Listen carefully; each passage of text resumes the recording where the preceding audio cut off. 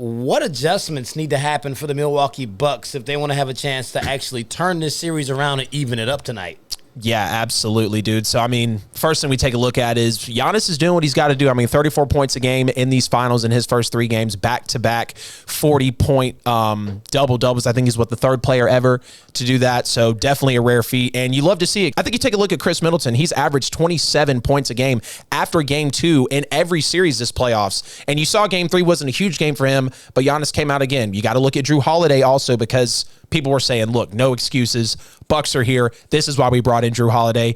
And he still feels like he's not that true player that Milwaukee actually needs to make that jump. And, like we were talking about, okay, Chris Middleton doesn't necessarily have to always play because Giannis is there, but that has been the reason time and time again is when they've been into the playoffs and they're not getting over the hump. So everybody has to come together and truly play as a team. I mean, they have to because Giannis can't be out here dropping 40 points and 15, 20 rebounds and still losing these games by potentially 15, 16, 17 points. That's exhausting. Yeah, we got a lot on That's going to break you down. That's going to make it to where you can't truly stay focused on achieving that title, and it's going to make you kind of resent your teammates. They got to slow down Phoenix as well. They have to slow down Phoenix. Devin Booker, is obviously running on the show right now. But Chris Paul, oddly enough, it feels like as these playoffs go on, he just gets more and more lethal. He's learning to draw the fouls, and he's really being extremely efficient and careful with the basketball. So slow him down for Phoenix. That's what Milwaukee has to do. And obviously everybody has to rally around Giannis.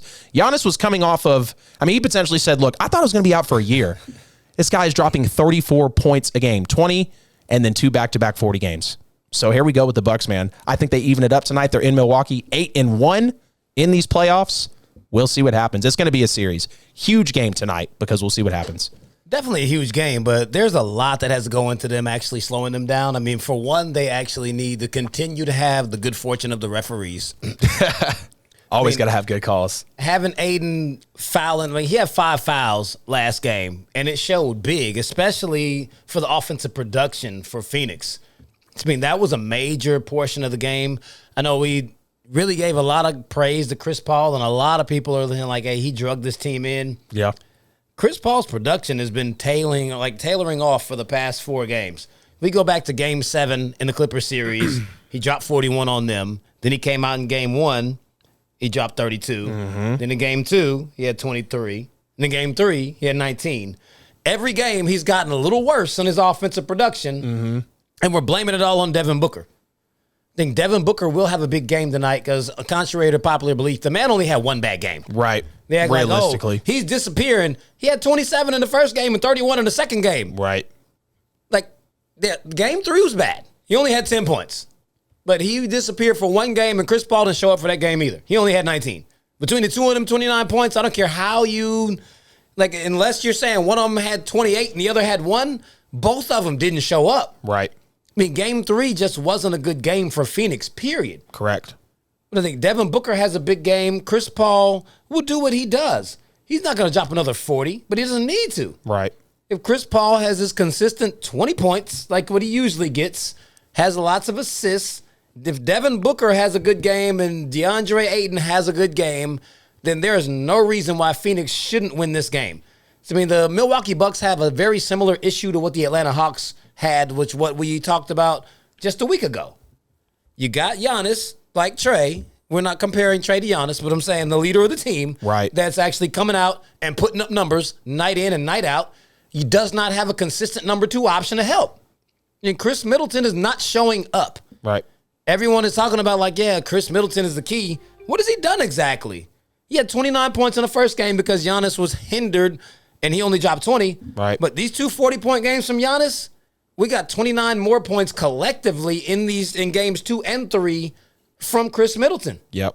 He's not showing up. When Giannis balls out, Chris Middleton doesn't do anything. Precisely.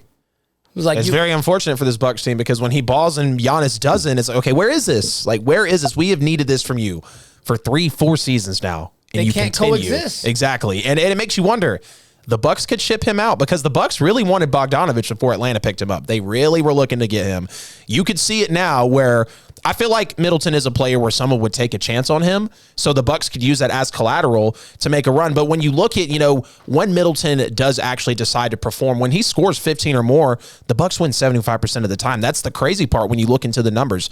But the reason the Bucks were able to win Game 3, they controlled the tempo. Like I said, they slowed him down. And if you can get Giannis to establish position down low, obviously Brook Lopez, Chris Middleton is long. Like, this team is just as potent on offense as Phoenix. This is a hell of a series coming up. I mean, absolutely, we're in for a treat with these NBA Finals. Well, we are, but I definitely see Phoenix actually pulling out this game, and that's pretty much going to be a wrap when they go up 3-1. Yeah. They're going to win tonight. Like, everybody's really been all over Devin Booker. Haven't lost back-to-back road postseason games either.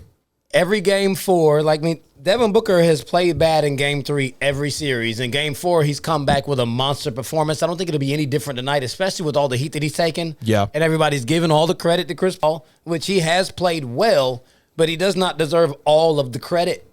I mean, Aiden has had a couple of monster games. Oh, yeah, absolutely. Booker has been balling out of control. Like, this has been a very collective team effort. Absolutely. Monty Williams has been coaching. Like, he deserves all of this credit. Like, they're acting like it's all Chris Paul, and it is not. Like, this is going to be the Devin Booker game of this series. Yeah. And he's already had a 31-point game. This is where D-Book needs to really just drop like a solid 40-plus just to really give that lead. Like, have a great first half to put Phoenix up by about 12, 13, just really give them a comfortable lead. So, I mean, they don't have to look back. Going up 3-1, it's in your hands at that point. Absolutely in your hands.